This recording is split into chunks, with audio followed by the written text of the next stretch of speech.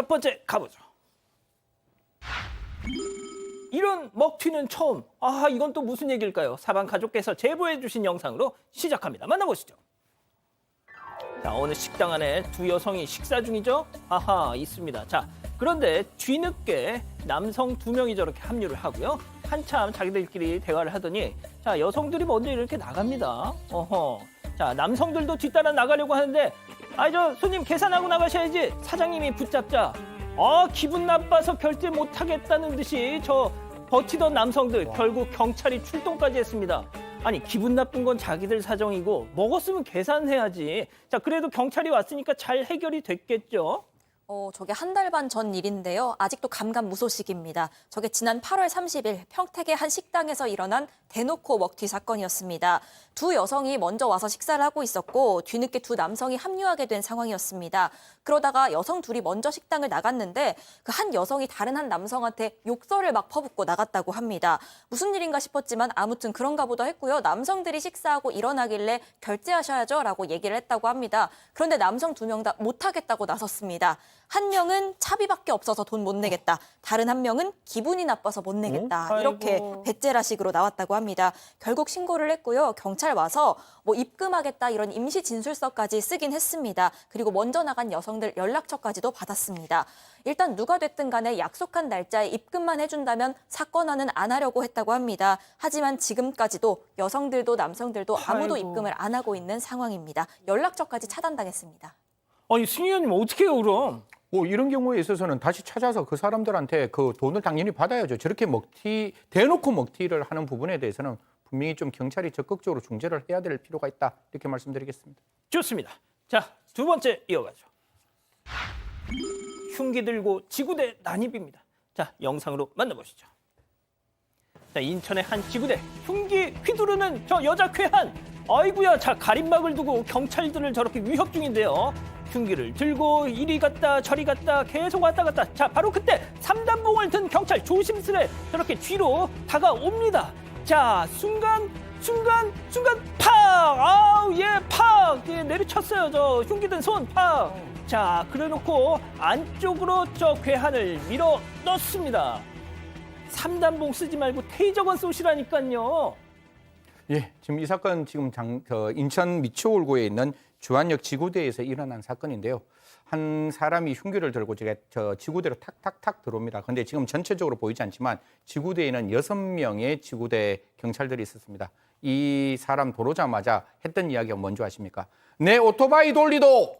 라고 이야기를 했답니다. 오토바이가 무슨 일인지도 모르는 이 경찰관들, 사실상 저 앞문에서 이렇게 다 보니까 두 사람이 뒤로 이렇게 돌아가서 방금 보다시피 3단봉으로 그 흉기를 탁탁 내려쳐서 지금 이제 그 흉기를 빼앗고 제압을 했다는데요. 사실 저 사람이 이야기를 했던 왜 내 오토바이를 가져갔느냐에 대해서는 경찰도 모르는 입장이다. 이렇게 이야기하고 있습니다. 하하, 참. 아무튼 정말 위험하십니다. 경찰관 여러분들. 테이저건 쏘세요. 자, 다음 이어가죠.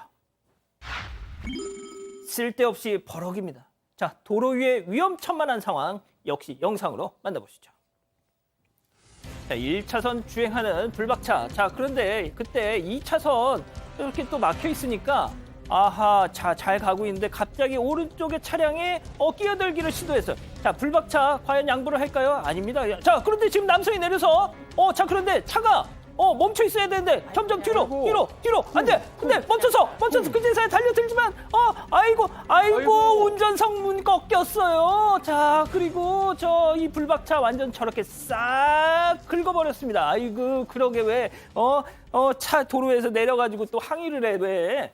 자, 지금 국도 1차선 주행하던 차 옆으로 이 벤츠 외제 차량이죠. 구형 차량인데 끼어들기를 시도했는데 끼어주지 않자 그때 지금 보복 운전을 시도하면서 차량 옆으로 차를 몰고 와서 운전을 하면서 통행을 지금 방해하는 모습입니다. 근데 이제 이게 뭐가 풀렸는지 차가 뒤로 좀 밀리는 모양새예요. 아유. 그래서 블랙박스 차량의 조수석을 받았고요. 범죄가 될 것 같지는 않습니다. 어쨌든 간에 보험 처리를 해야 될 것 같고 그냥 가면 될 건데 그것도 욕설하려고 하다가 더 큰 또 사고로 이어질 뻔했던 이런. 그런 부분이 있는 것 같습니다.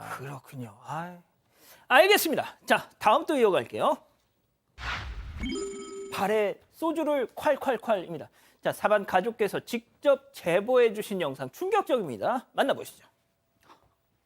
자, 어느 고깃집 한 남성이 대뜸 발을 저렇게 올리더니 그 위에 소주를 콸콸콸콸콸콸콸콸. 자, 불판갈러 온 사장이 뭐 하신 거예요? 자, 그러자 남성 내가 발에 화상을 입었어. 자, 그러면서 계속 소주로 쓱싹 다시 정중하게 사장님 부탁을 해보지만 아니 손님이 좀 하겠다는데 네가 뭐야? 손님이 왕인데 너 뭐야? 등등 반말 난사하면서 고성의 욕설까지. 자, 화상 때문에 아프다더니 양말 잘 신고 지금 나가고 있어요. 자, 이 기자, 다른 사람들도 다 식사하는 곳에서 발 씻으면 너 같으면 먹고 싶겠냐라고 저는 말씀드리고 싶습니다. 네, 저게 어제 대구 한 고깃집에서 있었던 일입니다. 남성 손님 3명이 식사 중이었던 테이블인데 그중에 2명이 자리를 비운 사이에 이 사장님이 불판 갈기 위해서 다가갔습니다. 그런데 저 남성이 저렇게 소주로 발을 씻고 있었던 겁니다. 이미 바닥은 소주로 흥건한 상황이었습니다. 사장님이 이러시면 안 됩니다. 말려봤는데요. 저 손님이 어제 내가 발에 화상을 입어서 따가워서 그런다. 라고 얘기를 했다는 겁니다. 그래서 재차 그러시면 최소한 화장실이나 바깥에서 하셔야지 다른 손님들 식사하시는데 여기서 이러시면 안 됩니다. 라고 얘기를 했는데 다짜고짜 내가 바닥 다 닦고 가겠다. 청소비 주겠다. 라면서 언성 높이고요. 욕설까지 했다고 합니다. 당시 저 식당 안에는 초등학생, 유치원생 이런 어린아이들까지 있었습니다. 아이고야. 결국 보다 못해서 사장님 남편까지도 여기 어린 손님들도 있는데 이러시면 안 되죠 라고 나섰고요. 다른 손님들도 한두 명씩 말을 보태기 시작하니까 결국 일행과 함께 슬그머니 나갔다고 합니다. 청소 안 하고. 예, 안 한 것 같습니다. 다만 사장님은 그런데도 불구하고 이거 내가 잘못한 건가 싶었다고 하고요. 자영업하면서 이렇게 자괴감 든 적은 처음이라고 전했습니다.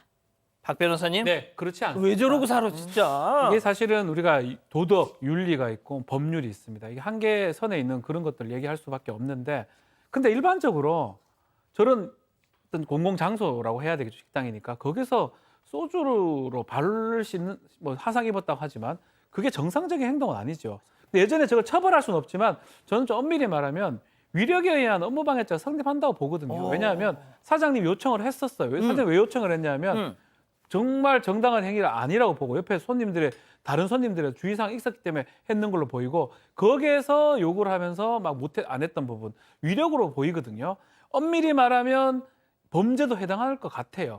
진짜. 욕설이라든지 했다면 위력에 의한 업무방해죄라든지 성립할 수 있기 때문에 사장님 잘못한 건 전 절대 없고요. 저 행동이 예전에는 도덕 윤리 기준이라면 지금은 처벌받을 수 있는 상황이다 이렇게 보입니다.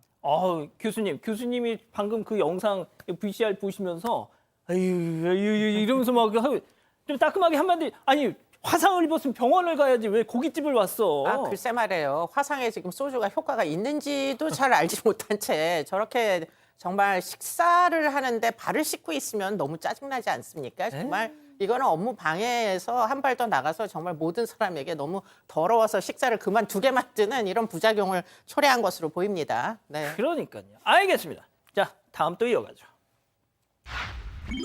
밤마다 슬금슬금입니다. 역시 우리 사방 가족께서 직접 제보해 주신 영상 만나보시죠.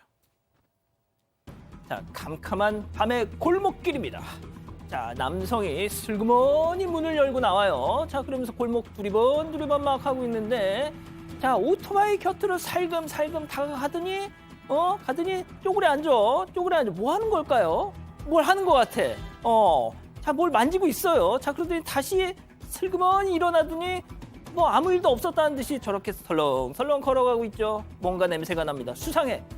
바로 알고 봤더니 타이어에 펑크를 내고 있었던 겁니다. 자, 승희 의원님. 네네. 이게 뭐 하는 짓이에요, 또? 그러니까 정말 이해될 수 없는 모습인데 지난 9월 3일 퇴근하면서도 오토바이를 세워둔 제보자 다음날 아침에 출근할 때 보니까 오토바이에 펑크가 났는 거예요. 그럼 보통 어떤 생각이 드는가 하면 내가 어제 뭐 잘못했느냐? 그러면 보통 타이어에 이렇게 나사목 같은 게 박혀 있으면 일반적인 펑크인데 그게 아니라 송곳이나 칼로 뚫은 모양이 있었다는 거예요. 그래서 주변 사람들에게 물어보니까 나도 두세 번 그런 일이 있었다라고 이제 그 주변 분들이 말씀을 하니까 경찰에 신고했답니다. 근데 경찰에 딱 신고해 보니까 CCTV가 없어서 확인이 어렵다라고 하니 이 당사 제보자가 직접 CCTV를 저렇게 확인하기 위해서 CCTV를 설치를 했는 거예요. 그래서 9월 11일 날 CCTV에 딱 걸렸는데 아니나 다를까 진짜 아연실색하게 바로 앞집에 있었던 사람이 나와서 지금 저런 행동을 하고 태연하게 가는 모습이 찍혀 있다는 겁니다. 한번 이런 부분에 대해서는 경찰이 조금 조사를 할 필요가 있지 않을까.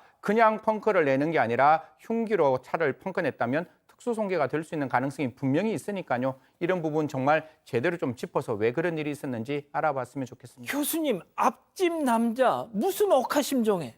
글쎄, 뭐 저건 진짜 이유를 물어봐야 될 것 같다 이런 생각이 드는 게 저게 그냥 3번이나 이런 일을 반복했다는 거거든요. 근데 만약에 저렇게 구멍이 뚫어진 거를 모른 채 운행했다가 사고를 내게 만들려고 지금 그런 고의로 저렇게 하는 건지 아니면 그냥 경제적인 손실을 입히기 위해서 뭐 집 앞에 주차돼 있는 게 못마땅해서 그래서 이런 일을 한 건지 좀 알아봐야 될 것 같은데요.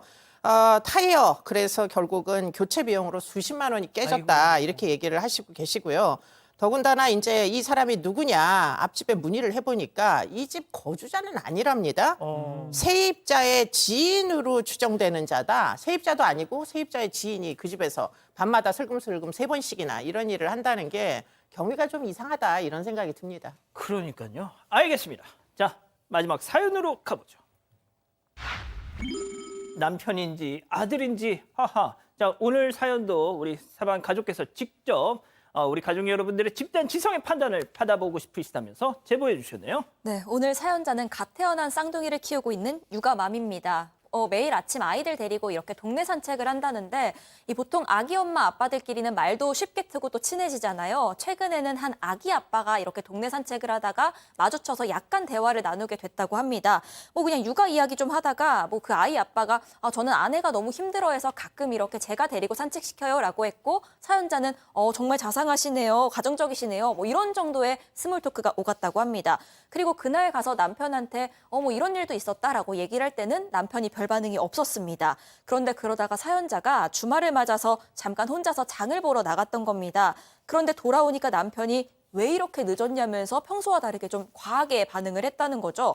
사연자가 늦긴 뭘 늦었냐 이렇게 맞받아치면서 말싸움으로 번졌는데 급기야 이 남편이 혹시 그 집 아빠 만나고 온 거 아니냐면서 이런 얘기를 꺼내서 대판 싸우게 됐다고 합니다. 한참 입씨름한 끝에 사과 받아내긴 했지만 사연자는 여전히 분이 풀리지 않는 상태라고 합니다. 그렇군요. 자, 기다리고 기다리셨던 부처 핸즈업 타임 유튜브 JTBC 뉴스 채널과 사건 반장 독립 채널에서 7천여 분의 우리 가족 여러분들 함께하고 계신데요. 채팅창에 OX로 함께 참여해 보시죠. 먼저 남편입니다. 여보, 이자연 씨 불쾌했다면 미안해. 그런데 도대체 이웃집 남편이랑은 왜 통성명을 하는데 승재현? 이름도 이상해 아주 그냥. 지나가는 사람 붙잡고 물어봐. 유모차 끌고 나와가지고 이웃집 남자랑 그러는 게 이상한지 아닌지 내가 남의 집 여자랑 그러면 괜찮겠어? 동그라미. 자, 끝까지 들어보세요. 다음 아내입니다. 야, 오빠, 박지훈, 네가 사람이야? 여보 미안해. 앞으로 내가 우리 은배 잘 챙길게가 아니라 이웃집 남자랑 어쩐다고? 지금 너 나 의심하는 거야? 그 집 아빠 만나고 왔냐고? 아이고 은배야, 내가 이런 인간을 믿고 앞으로 어떻게 사니 X? 그렇습니다. 제가 오늘 이 사연 말이죠. 솔직히 OX를 묻긴 했지만 이거는 바깥분 좀 보시고 정신 차리시라고. 맞습니다. 아내는 세상이 두 쪽 나도 믿어야 되는 사람입니다. 바깥에 나가서 그런 행동을 했다는 걸 내 눈으로 목격해도 그게 아니라고, 우리 아내는 그런 사람이 아니라고 끝까지 그 아내 편을 들어줄 사람이 남편밖에 없는데 보지도 않는 상황에서 저런 이야기 한다는 것 저는 조금 과했다라는 말씀 드리겠습니다. 절대로 아내는 믿어야 되는 존재지 의심하는 존재가 아니라는 말씀 드리겠습니다. 자, 교수님. 네, 진짜 의심을 해서인지는 잘 모르겠어요. 어떻게 보면 나한테 좀 관심 좀 가져줘. 좀 빨리 좀 들어와. 이런 식으로 직접 표현을 했으면 되는 일을 지금 이렇게 비틀어가지고서는 관심을 끌기 위한. 그래서 결국 한번 대판 싸운 그게 결과물인데 어쨌든 관심을 끌려고 저렇게 하지 않았을까? 이런 생각은 하게 됩니다. 그런데 질투하기 시작하면 이게 끝이 없어요. 그러니까 좀 유의하실 필요는 있겠습니다. 네. 그렇군요. 자, 박 변호사님. 질투 그리고 신뢰가 깨진 거 이것도 문제지만 말이 계속되면 그게 이제 실제가 될 수도 있어요. 본인이 믿어버릴 수가 있거든요. 그러니까 정말 잘못 던진 말이에요. 자기 세뇌. 예, 자기가 얘기를 하면서 그게 스스로 믿어버릴 수가 있는 상황이 되기 때문에 정말 선을 넘은 거예요. 하지 말아야 될 말을 한 겁니다. 그래서 가장 잘못된 부분은 그 부분이고 제가 어지간하면 또 소수 의견을 많이 하고 그러니까. 편 들어줍니다. 그러니까. 이거는 편을 못 들어주겠어요. 그러니까. 안 돼요. 왜 그러십니까? 아, 좋습니다. 자, 하지만 우리 가족 여러분들 제가 채팅창 잠깐 보니까 동그라미도 있었어요. 그런가요? 저는 네. 못 찾았는데. 아, 진짜? 예, 죄송합니다. 저는 아, 못 정말? 찾았어요. 이유 없는 동그라미이실 거예요. 아, 뭐 일단 동그라미만 올려주신 것 같은데요. 제가 본 의견들 전해드리겠습니다. 화천아리님, 의처증이야? 하셨고요. PIM님, 못났다, 못났어. 외요님, 아버님이 산책하시면 되겠네요. 얀님, 그럼 장 볼 때도 같이 가고 산책도 좀 같이 가세요. 집에서 의심만 하나요? 하셨습니다. 좋습니다.